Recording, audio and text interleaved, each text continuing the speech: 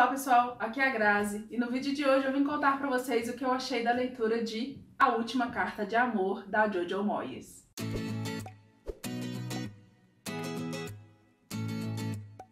Essa foi uma das minhas primeiras leituras agora de janeiro. O livro tem 378 páginas e foi publicado pela editora Intrínseca. E eu estava muito mesmo curiosa para fazer a leitura desse livro, porque eu sei que ele vai virar filme. Não tem data ainda prevista para o lançamento do filme, mas eu já queria adiantar a leitura porque eu queria saber o porquê esse livro vai virar filme e o porquê tanta gente assim falou tão bem desse livro. Então eu corri para ler ele, já li assim logo no início de janeiro e hoje eu vim contar para vocês o que eu achei da leitura. Mas antes de contar para vocês o que eu achei da leitura, já deixe seu curtir, compartilhe esse vídeo com seus amigos. Se for novo aqui, não se esqueça de se inscrever, ativar o sininho de notificações, assim sempre que eu postar um vídeo aqui você é notificado aí. Se ainda não segue a Dar um Livro lá no Instagram, vou deixar o arroba aparecendo aqui para vocês. Também tem um link lá no box de informação, tá gente? Assim como outras redes sociais, como Scoob, Twitter, Facebook. Se for adquirir esse livro ou qualquer outro item no site da Amazon, compre com o meu link, que isso ajuda demais no crescimento do canal. Agora vamos lá que eu vou contar pra vocês o que eu achei da leitura. Já confesso, dei 3 estrelas,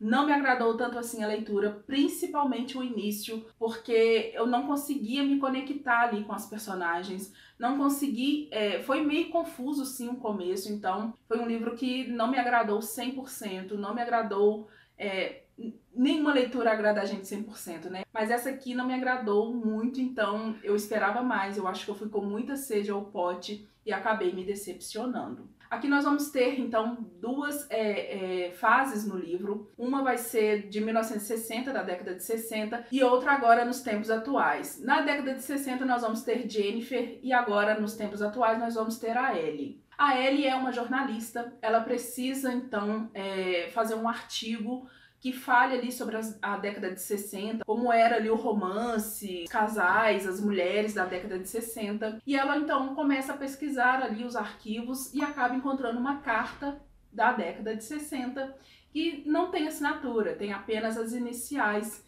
das pessoas na carta. Ela se interessa muito porque ela vê que é uma carta que é um pouco fora ali do padrão, principalmente para a época, porque é uma carta endereçada, parece ser para um amante. Então ela acaba indo pesquisar mais, porque ela se identifica muito.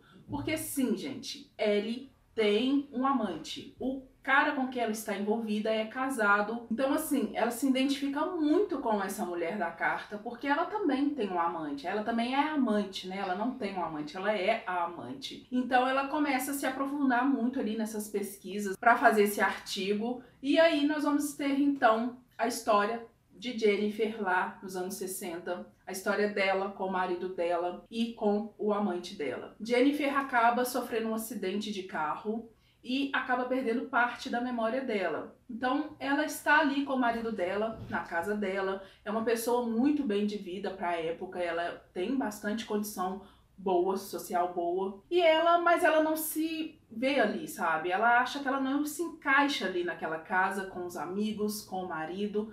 Ela não se sente confortável estando do lado do marido. E começa a ter pequenos flashbacks. Ela acaba também encontrando cartas dentro de um livro. E essas cartas têm também a inicial, porque eles nunca assinavam com os nomes, só colocavam as iniciais. E tá lá, ó, a letra B, uma carta de amor, muito bonita por sinal. Todas as cartas que contém aqui são cartas bem bonitas, bem bacanas de serem lidas. E ela acaba então vendo ali a inicial B e ela fica, mas B? B de quem, sabe? B de quê? Porque o marido dela não começa com a letra B. E quando ela começa ali a recobrar um pouco da memória dela, ela se lembra do amante dela. Então é um livro que de certa forma é bom, é um livro que de certa forma é bonito, mas é um livro que eu não concordei, sabe? Porque ela, por mais que era difícil ali naquela época você ser uma mulher divorciada, por mais que seja que era difícil ali naquela época uma mulher chegar para o marido e falar não quero mais ser casada, quero divórcio, quero ir viver com outra pessoa, estou apaixonada por outra pessoa. O que aqui no livro, pelo menos para mim pareceu, pelo menos para mim passou, é um incentivo muito grande para mulher que não tem coragem ou não tem condição de se divorciar do marido, ter um amante, sabe? É como se fosse uma coisa normal você ir lá, não gosto mais do meu marido, mas não tem como me divorciar, ou ele não vai aceitar o divórcio, então vou ter um amante, sabe? Simples assim. E eu não concordei com isso, sabe? Por mais que fosse difícil, por mais que fosse,